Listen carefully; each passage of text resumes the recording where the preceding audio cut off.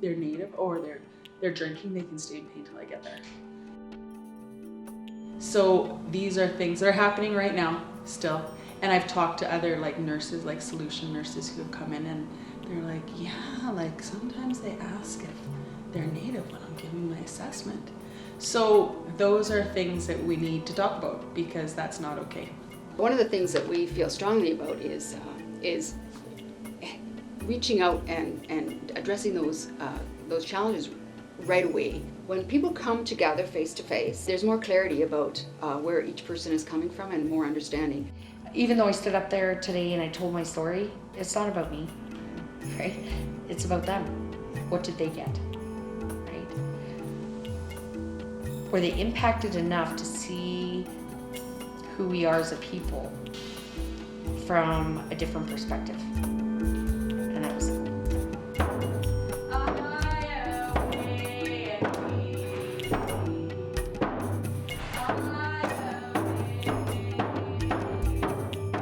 Over the last now close to 20 years in Canada, I've spent more nights on a bed on reserve than I spent in my own bed. And that irrevocably touched me. What the primary care in Fort St. James is doing, I think is a beautiful thing. I really do. They really are taking a look at how can they help better.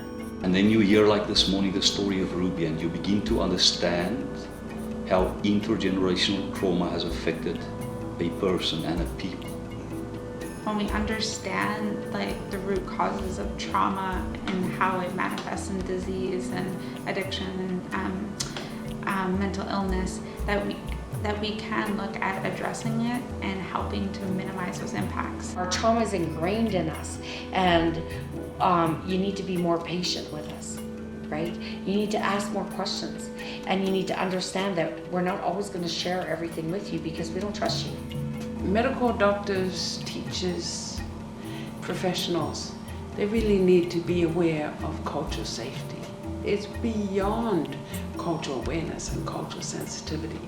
It's how people feel accessing care. Our communities are the ones to tell us what it is that they need.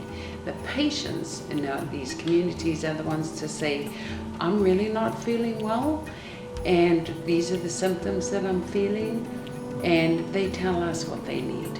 So when we look at cultural humility, that's more about the practitioner and about just coming in, realizing that this may have worked perfectly in a different context, but in this context it's perceived as being culturally unsafe.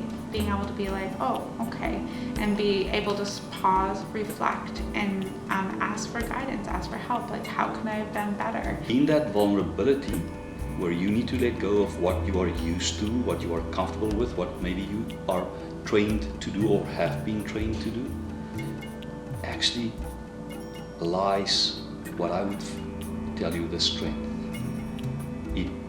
We need to know that we need to be strong because we can show vulnerability, and too few of us understand that that's beautiful.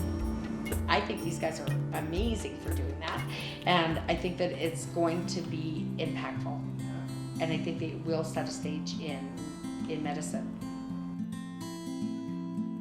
I would tell young physicians that this is what care is all about. You will receive so much more as a reward than you would ever give to anyone else.